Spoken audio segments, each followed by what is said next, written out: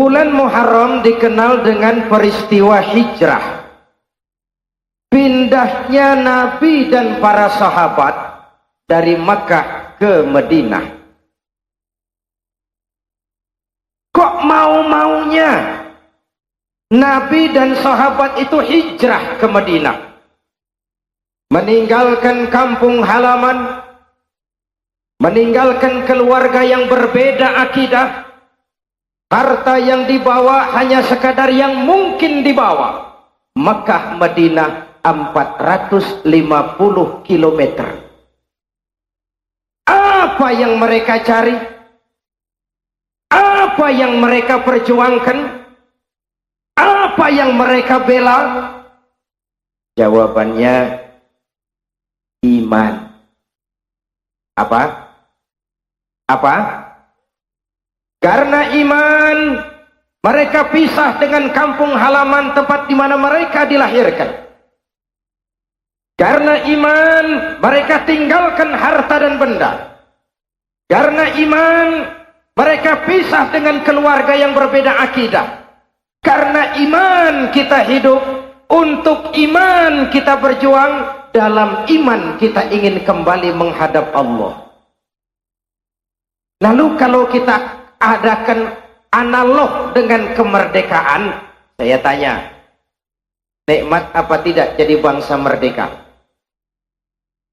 Tapi jangan lupa, terutama adik-adik saya, kemerdekaan yang kita nikmati sekarang ini bukan hadiah Belanda, bukan kado dari si Jepang, tidak turun dari langit seperti turunnya embun di waktu malam. Kemerdekaan tidak muncul hanya dengan simsalabim abracadabra.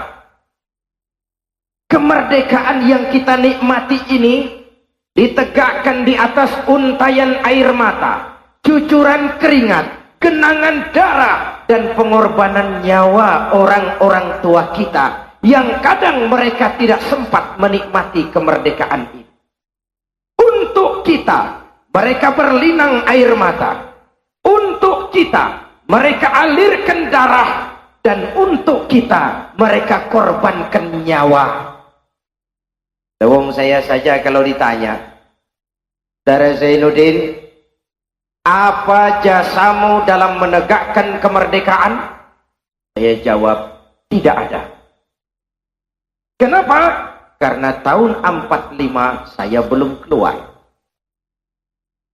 Itu saya, apalagi yang masih remaja begini, bahannya pun belum ada waktu itu.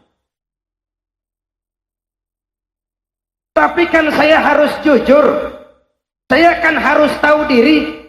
Kalau sekarang saya bisa minum air kelapa, itu karena orang-orang tua saya sudah menanam pohon kelapa.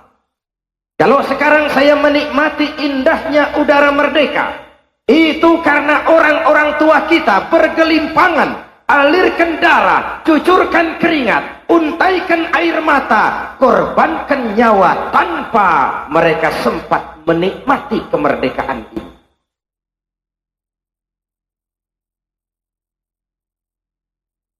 Terus saya boleh tanya lagi dong? Boleh? Dulu orang-orang tua kita berjuang melawan Belanda, senjatanya apa? Bambu runcing. Ada bambu runcing merdeka melawan tank. Rasio impossible. Tidak mungkin. Entoh nyatanya kita merdeka. Lalu para pendiri negara kita dengan jujur mencantumkan dalam mukaddimah Undang-Undang Dasar negara kita, dengan berkat rahmat Allah yang Maha Kuasa. Ada tidak dalam pembukaan Undang-Undang Dasar itu? Ada apa tidak? Nah, pokoknya biar belum pernah baca, ada, gitu saja sudah, biar lancar urusan. Satu pengakuan yang sangat jujur dari para pendiri Republik tercinta ini, bahwa Allah campur tangan dalam proses kemerdekaan. Kalau tidak, belum ada ceritanya bambu runcing merdeka melawan tank. Apa artinya? Kalau dulu iman untuk merebut kemerdekaan, karena agama mengajarkan hubbul watan minal iman, cinta tanah air bagian dari iman. Bangkitlah Diponegoro, bangkitlah Imam Bonjol, bangkitlah Cik Ditiro, bangkitlah Panglima Besar Sudirman, bangkitlah para ulama dan kiai dengan tentara, berjuang melawan penjajah, karena cinta tanah air bagian dari iman. Yang berjuang merebut kemerdekaan ini tentara, yang berjuang kiai dengan santrinya. Ibu bapak, saudara-saudara hadirin yang saya hormati, kalau dulu iman untuk merebut kemerdekaan, sekarang ini iman untuk mengisi kemerdekaan. Dalam konteks itulah nada dan dakwah digelar, ikut berpartisipasi membangun manusia seutuhnya. Sebab apa? Sebab rupanya masih ada manusia Indonesia ini yang baru potongannya saja manusia. Potongannya potongan manusia, mentalnya mental tikus. Tikus, tahu tikus? Apa amalan tikus?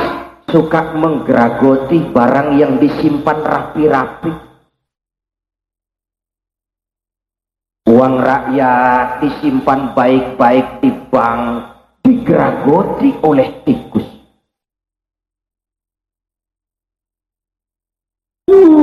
Tikus sekarang namanya bagus-bagus. Kadang-kadang manusia Indonesia itu potongannya manusia, mentalnya mental ketek. Tahu ketek? Saudara ke kebun binatang, singgahlah di depan kandang ketek, berikan kacang, dimakan penuh mulutnya, berikan lagi tangannya megang, berikan lagi kakinya megang, mulut penuh, tangan megang, kaki megang. Temannya yang lain diberikan kacang, dirampas juga. Ketek. Tamak bin Rakus alias Raka. Sepanjang mental-mental ketek masih gentayangan di Republik tercinta ini, maka pemerataan pembangunan cuman akan jadi dongeng belaka. Habis disantap oleh ketek-ketek rakus.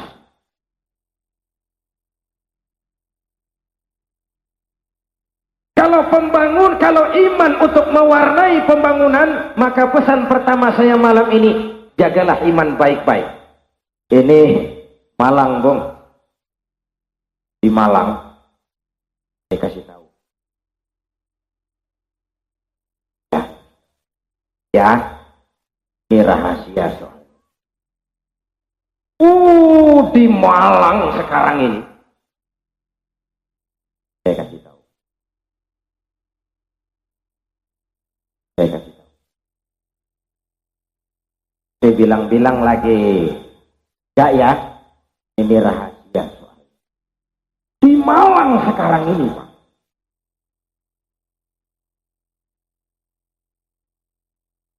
Sudah tahu belum? Kasih tahu. Di Malang sekarang ini, rampok-rampok iman, maling-maling akidah, gentayangan. Biar zaman berubah, tapi akidah jangan goyah. Sekali la ilaha illallah sampai mati, la ilaha. Sanggup? 12 orang. Sanggup? 21. Sanggup? Nah, kalau sanggup harus konsekuen. Nun sewu mas, kita kalau mengucap syahadat lancar. Kalau tahlil hebat.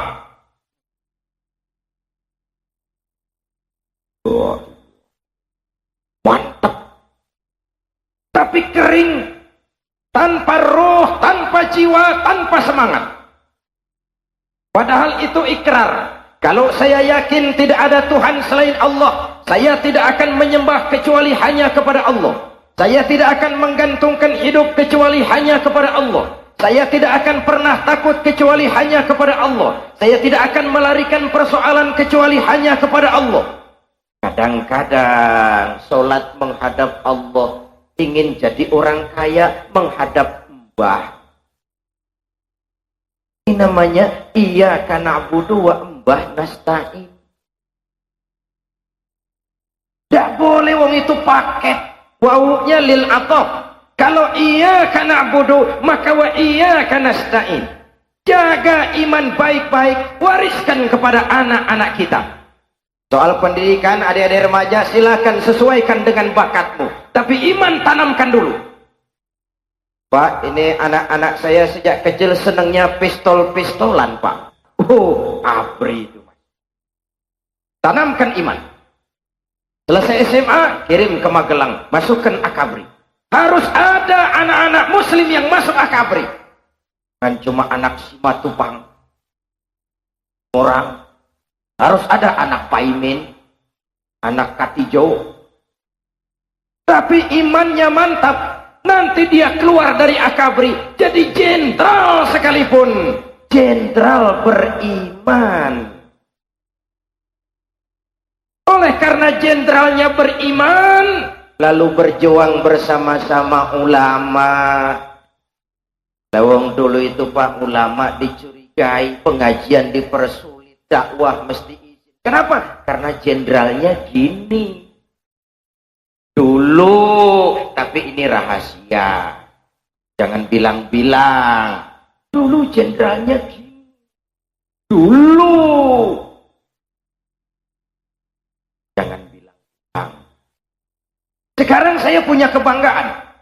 Belum lama bahkan saya tabligh akbar di Sibolga, Tapanuli Selatan, Sumatera Utara. Bersama-sama Bapak Faisal Tanjung. Saya bangga. Ada jenderal ya soneta. Ada jenderal berbintang 4, jabatannya Panglima ABRI, tabligh akbar sama-sama Zainuddin. Saya bangga. Sambutannya saya dengarkan bagus. Ketika datang waktu sholat, saya lihat sholatnya khusyuk. Masya Allah. Jenderal berbintang 4, sholatnya khusyuk. Di kampung saya baru jadi hansip berhenti sholat. Di kampung saya di Jakarta, di Turen insya Allah sama. Sorry sip, guyon. Anak-anak kita boleh jadi teknokrat beriman. Jadi pengusaha beriman. Jadi pejabat beriman.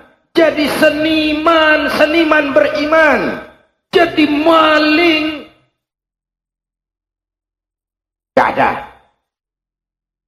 Kalau iman kondisi dasarnya insya Allah aman. Jaga baik-baik, wariskan kepada anak-anak kita. Bahkan saya sering kasih contoh, anak-anak kita sekarang Pak, hidup dalam zaman di mana banyak pilihan. 7 tahun yang lalu anak-anak kita seneng atau tidak seneng cuma bisa lihat TVRI. Sekarang pilihannya banyak.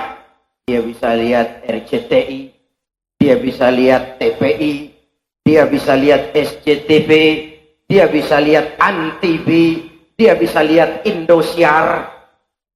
Akhirnya anak-anak kita hanyut ditelan budaya iklan yang konsumtif. Akhirnya anak-anak kita matang lebih cepat dari waktunya tanpa persiapan. Pantas kalau ada tetangga saya ditanya oleh anaknya yang masih TK, Papa, Tuhan sama Batman kuat mana sih? Masya Allah, Masya Allah. Dia tonton, dia puji, dia kagumi, dia banding-bandingkan menurut logika anak. Kalau tidak didasari dengan semangat keimanan, rapuh akidahnya, goyah keyakinannya, lentur dan luntur imannya. Pesan pertama, hijrah adalah peristiwa penjagaan iman. memasuki tahun baru Hijriah, menyongsong 50 tahun Indonesia merdeka, harus dengan semangat meningkatkan keimanan. Satu, Nusantara FM. bentar lagi ya. Bentar lagi ya. Biar Bung Haji Roma dan Soneta Group istirahat dulu sebentar. Nyanyi. Gak ada yang ngendangi, ini sudah turun semua. Yang kedua, hijrah adalah peristiwa ukhuwah. Coba lihat. Itu kan waktu terjadi hijrah itu kan orang-orang Makkah kan yang pindah ke Madinah kan dinamakan muhajirin kan. Ya kan? Terus kan waktu itu kan orang Madinah kan yang menyambut kedatangan orang Mekah kan dinamakan Ansor kan. Ya kan? Lihat sejarah. Bagaimana orang Madinah menyambut kedatangan orang Mekah yang hijrah? Apa dengan tolak pinggang? Hei, orang Mekah, kamu pendatang di sini ya. Jangan macam-macam di sini, tak celurit sampean. Apa begitu orang Madinah menyambut orang Mekah? Tidak, melebur, membaur menjadi ummatan wahidah, menjadi satu umat yang satu.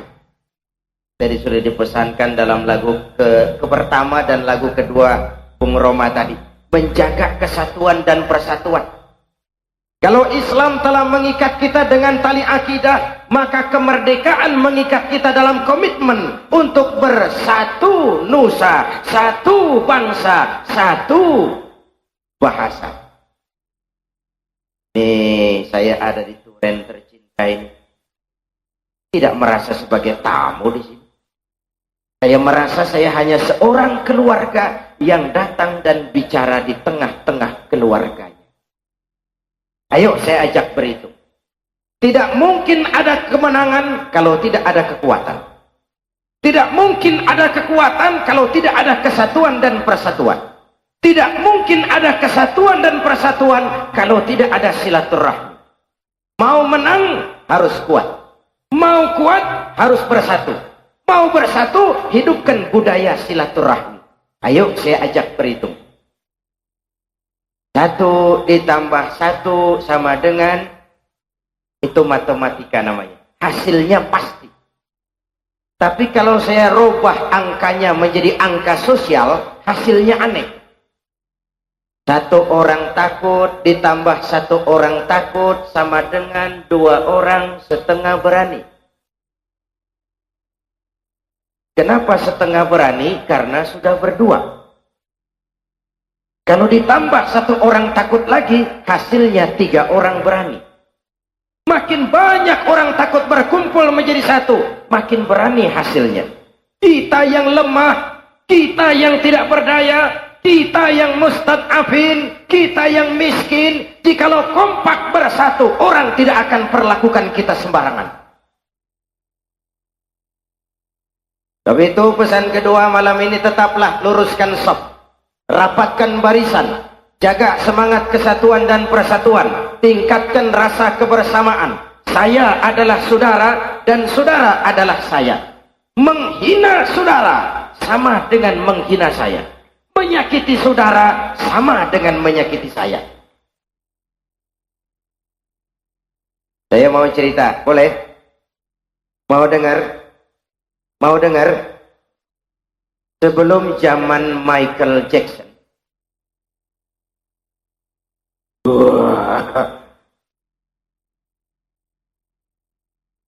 ada seorang penyanyi terkenal dari Inggris. Kasetnya banyak juga beredar di Indonesia. Namanya Cat Stevens. Cat Stevens. Beberapa tahun lalu dia masuk Islam. Setelah masuk Islam lalu berganti nama menjadi Yusuf Islam. Tidak sekedar masuk Islam, dia juga mengamalkan Islam. Tidak sekedar mengamalkan Islam, dia juga mendakwahkan Islam. Hasil dia show, rekaman dan nyanyi, dia infakkan sebagian. Tidak banyak, sekitar 2 juta dolar. Uang kita kira-kira 4,5 miliar.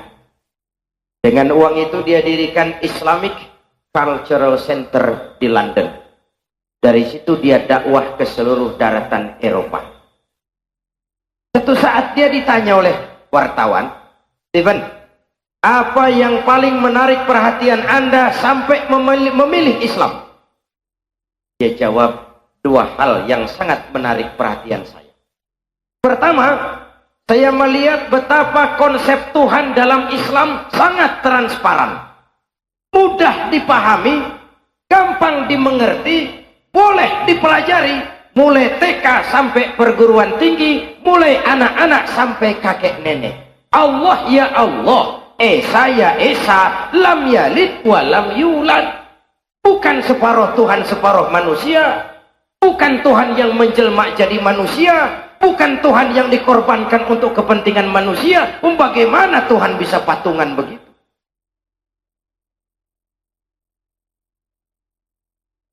Jadi dalam Islam, kata Stephen, saya percaya kepada sesuatu yang saya mengerti. Bukan percaya kepada yang saya tidak mengerti, tapi harus saya percaya. Saya percaya kepada yang saya mengerti. Dan memang anak-anak kita sejak TK sudah belajar keyakinan tentang Allah. Betul? Betul? Ibu bapak, saudara-saudara. Lalu yang kedua, kata Stephen, kenapa saya masuk Islam? Saya ini pada awalnya, cerita Stephen, adalah pengagum berat Amerika. Sebagai pahlawan hak-hak asasi kemanusiaan, sebagai penegak demokrasi, yang pagi-pagi di dalam dia punya Declaration of Independence sudah mencanangkan that all men are created equal. Saya juga nggak ngerti itu, Pak. Sok-sokan aja, yang penting kan penampilan, ya usilah aja sih. Bahwa semua manusia dilahirkan sama, saya kagum dengan Amerika.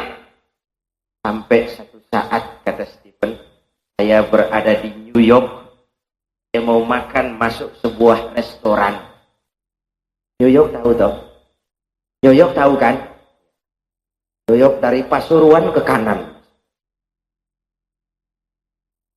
Saya mau masuk restoran, saya tertegun. Kenapa? Di pintu restoran ada tulisan white only.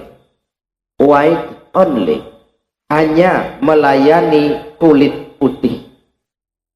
Sing kulite ireng minggir. Kata Stephen, aku gelo. Katanya all men are created equal. Semua manusia dilahirkan sama. Laiki kok tegel-tegele.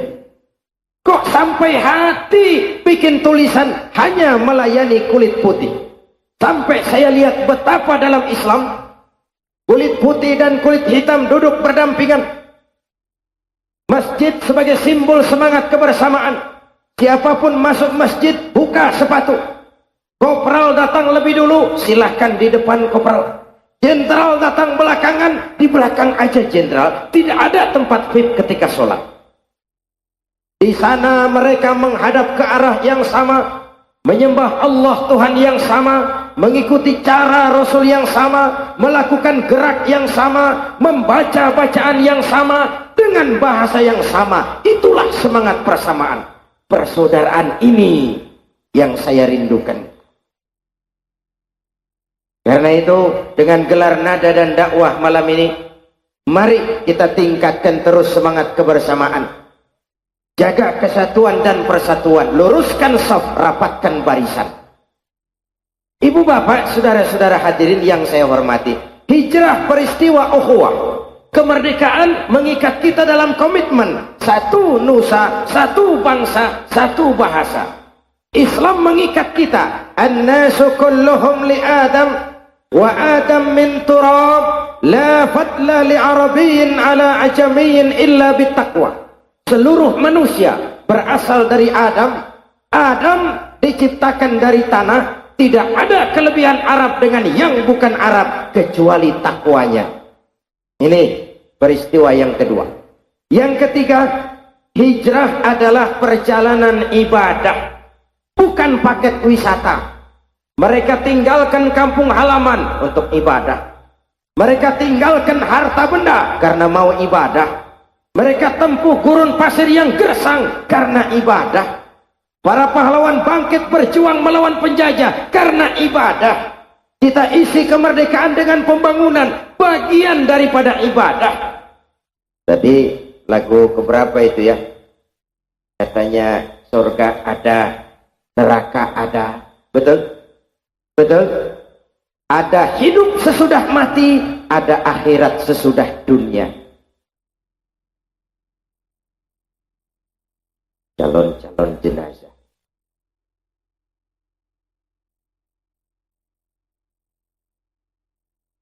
Calon lurah belum tentu jadi lurah. Calon bupati saingan banyak, Mas.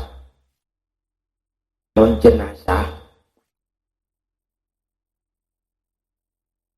Wa tilkal ayyamu nudawiluha bainan nas. Hari itu kami putar di antara manusia. Orang kaya mana yang tidak mati? Pejabat mana yang tidak berhenti? Orang terkenal mana yang hidup terus? Hidup sekadar menunggu giliran. Kadang-kadang kita merasa kita ini kaya. Memangnya punya apaan sih? Oi, apa oi? Oi. Tenang-tenang saja lah kau. Duduk. Ya, sebentar lagi. Enggak kelihatan ya? Kadang-kadang kita merasa kita pintar. Memangnya kita tahu apaan sih? Kadang-kadang kita merasa kita berkuasa. Memangnya berapa hari sih? And last but not least, apa yang tidak selesai? Ya, agak sulit duduk karena ya, yang agak di depan silakan duduk, yang belakang terhalang kayaknya tuh. Ya, baik-baik, sambil mengatur tempat yang enak, tetap jaga ketenangan dan ketertiban. Kita datang dengan semangat iman, betul?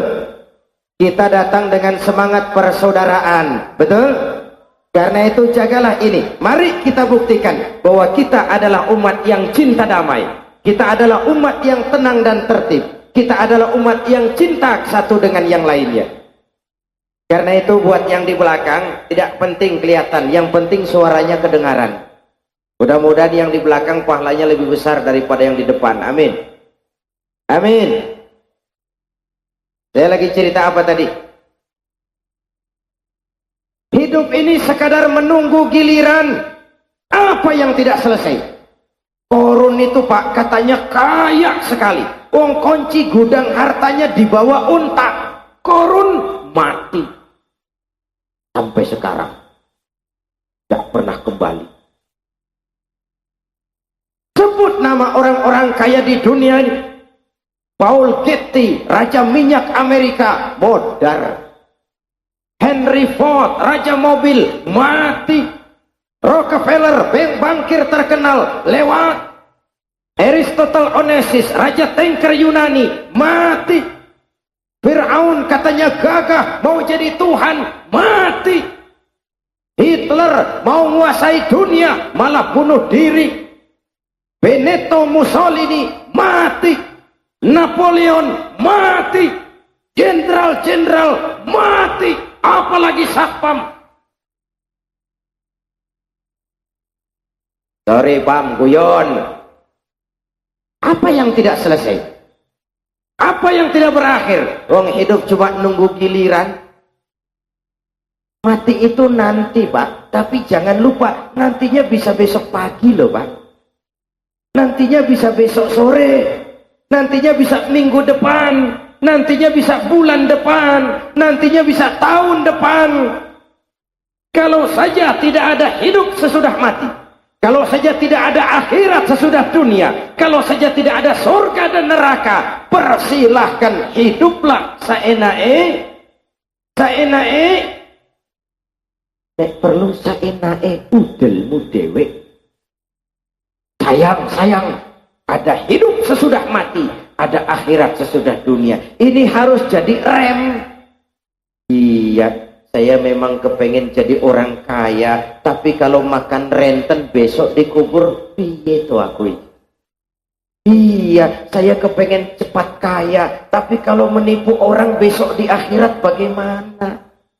Iya, saya kepengen cepat kaya, tapi kalau buka peternakan tuyul, besok di akhirat bagaimana? Iya, saya kepengen cepat terkenal, tapi kalau jilat atas, injak bawah, sikut kiri dan kanan, teman jadi lawan, lawan jadi teman, di akhirat bagaimana? Ada rem. Akan suap. Ibu bapak, ibu saya tanya, mau ke Jakarta? Semua mau ke Jakarta? Naik mobil mau? Mau. Gratis tidak bayar? Mau? Mau. Tidak pakai rem? Mau? 12 Pak, bunuh diri. Manusia kalau sudah lepas dari kontrol keyakinan akhirat, brutal. Tidak ngerti halal haram, tidak tahu hak dan batil, tidak ngerti mana yang pantas, mana yang tercela. Segala cara halal, dan itu caranya PKI. Karena itu saya bersyukur saudara-saudara muslim saya di Turen ini ibadahnya rajin. Alhamdulillah. Pemuda-pemudi di Turen sholatnya tekun. Surau masjid di Turen saya ngerti selalu penuh dengan sholat berjamaah, terutama subuh. Saya tahu lah, wong saya subuh sering lewat sini. Kalau sudah subuh di Turen, masya Allah, masjid penuh sampai keluar. Tidak ada yang masuk itu, keluar.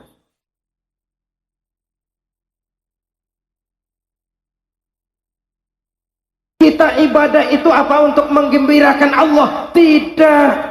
Apa untuk menyenangkan Tuhan? Bukan.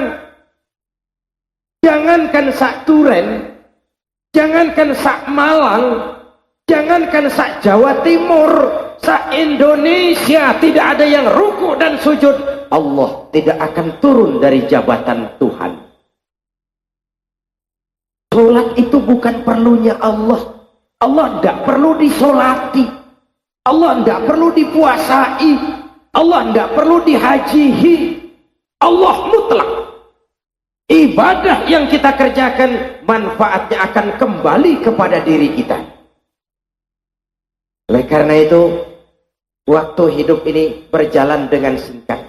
Manfaatkan baik-baik, tingkatkan ibadah, baik yang langsung dengan Allah maupun yang tersalur melalui kehidupan sosial kemasyarakatan. Kita pun datang kemari dalam kerangka ibadah itu. Betul? Betul? Karena itu saya percaya kalau nanti acara sudah selesai, kita mengikuti soneta pada season yang kedua nanti, lalu acara selesai, saya yakin kita semua akan meninggalkan stadion ini dengan tetap menjaga ketenangan, ketertiban, dan jangan sampai terjadi hal-hal yang tidak kita inginkan. Ibu bapak, saudara-saudara hadirin, kalau hijrah adalah perjalanan ibadah, kalau perjuangan merebut kemerdekaan juga bagian daripada ibadah, maka kita harus meningkatkan nilai-nilai ibadah itu. Ada surga, ada neraka, ada hidup sesudah mati, ada akhirat sesudah dunia. Betul? Betul? Kalau mati dibawa kemana? Kuburan itu rumah masa depan. Tunas. Rumah masa depan itu apa yang arsitekturnya gaya Spanyol? Bukan. Yang lantainya marmer Itali? Tidak. Yang karpetnya dari Persia? lain, rumah masa depan. Dan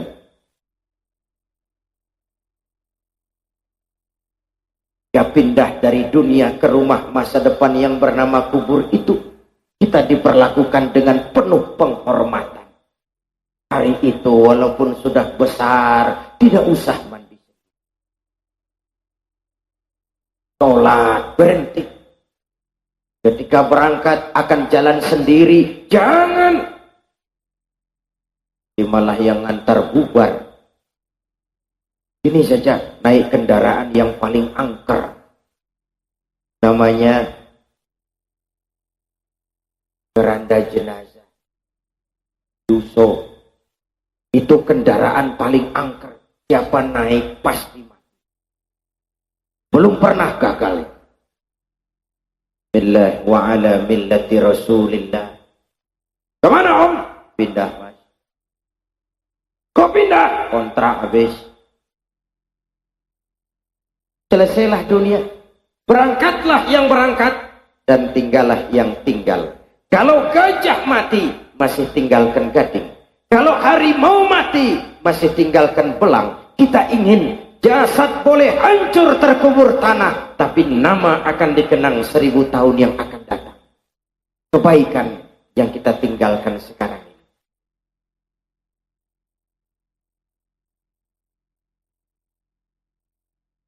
Iya wong, saya cuma lihat jam kok. Ibu bapak, saudara-saudara hadirin yang saya hormati, terutama adik-adik saya remaja pemuda.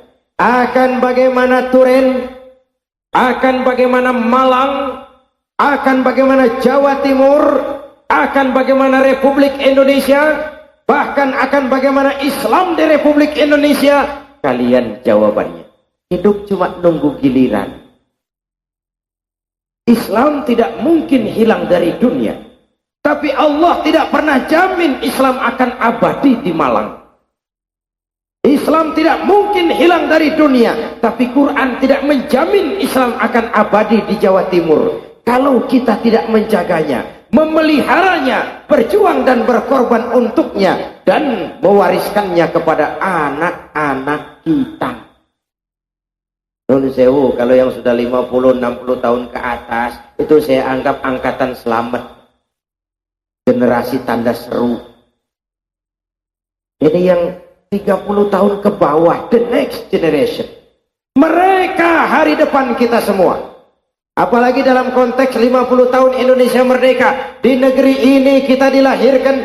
Udara negeri ini yang kita hirup. Air negeri ini yang kita minum. Tidak boleh jadi penonton di lapangan sendiri. Jangan jadi tamu di rumah sendiri. Ini negara kita. Kalau kita berpangku tangan, hei pemuda, hutanmu akan dibabat Korea, lautmu akan dikuras Jepang, minyakmu akan disedot Amerika, dan kita nanti cuma jadi generasi pembayar utang. Ayo sing-singkan lengan baju. Bangkitlah berjuang membangun hari esok yang lebih baik daripada hari sekarang ini. Apalagi kita oleh Allah dikaruniai negara yang begini indah. Masya Allah. Hijau ranau subur makmur, gemah ripah loh jenawi, toto tentrem kerto raharju.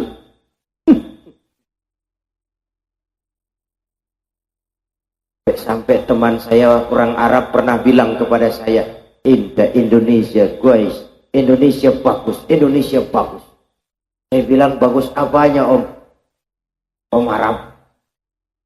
Indonesia negeri Tuhan subur sekali. Tongkat ditanam jadi pohon. Ya singkong. Demikian subur Indonesia. Tongkat ditanam jadi pohon. Kami Arab dia bilang.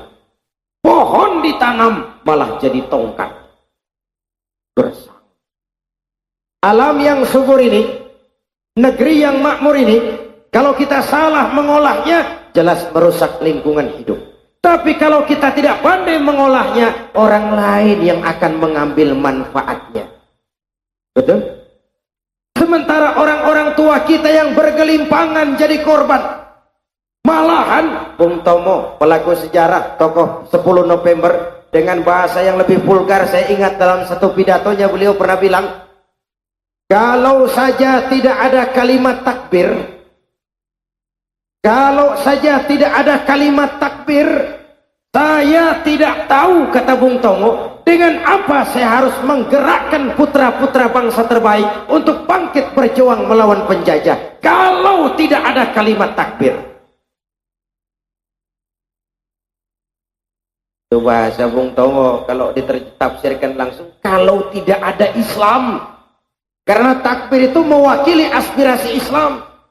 Kalau sudah dikomandokan dengan takbir, saya yakin yang tidak sholat pun mesti maju. Kesempatan untuk mendapat tiket jihad. Ayo kita song-song hari esok yang lebih baik daripada hari sekarang ini. Jaga iman baik-baik, wariskan kepada anak-anak kita. Rapatkan shaf, luruskan barisan. Tantangan yang kita hadapi lebih berat dari yang sudah kita lalui.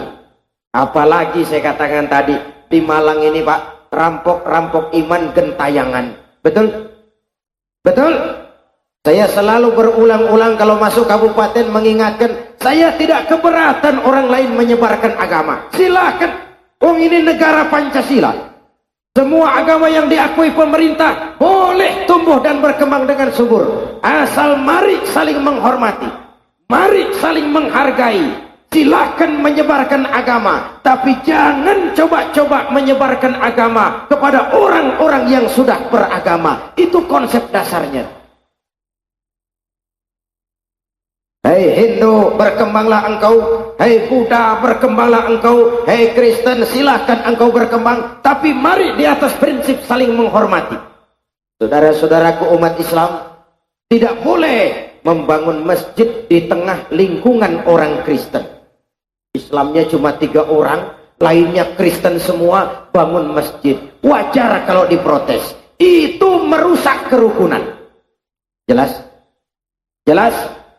Pun sebaliknya. Tuan Pastor, Romo Pendeta, ibu-ibu suster, pihak Dewan Gereja Indonesia, tolong tuan-tuan berhenti membangun gereja di tengah lingkungan umat Islam. Itu merusak kerukunan. Jelas? Jelas? Oh, saya ngerti ini memang dipola, ini memang diproyek. Karena itu saya ingatkan, saudara-saudara saya muslimin, tidak usah ragu-ragu. Negara kita negara hukum, betul? Jangan main hakim sendiri. Kalau di daerah saudara tidak ada Kristennya, atau kalau ada cuma 2-3 orang saja, lalu dibangun gereja, saudara tidak usah ragu-ragu, lapor ke wasit. Siapa wasitnya? Pemerintah. Lurah, Pak Camat, Pak Bupati, Pak Danramil, Pak Kapolsek, Pak Dandim, Pak Kapolres. Pak Wasit, Pak Wasit. Oh, Mas, lapor Pak. Apa? Offset. Tahu offset? Lewat garis. Tidak ada muslimnya kok bangun masjid, untuk apa? Tidak ada Hindunya kok bangun candi, untuk apa? Tidak ada Budanya kok bangun wihara, untuk apa? Tidak ada Kristennya kok bangun gereja, untuk apa? Offset. Wasit harus cepat dan tegas. Kenapa Pak Wasit? Offset Mas, tidak bisa. Tidak ada Muslim di sini, kenapa bangun masjid? Tidak ada Kristen di sini, kenapa bangun gereja? Offset. Lalu tendangan bebas. Mana-mana juga offset, tendangan bebas. Betul? Lah kalau bola jelas-jelas offset, wasit diam saja. Jangan heran, jangan disalahkan kalau penonton turun ke lapangan.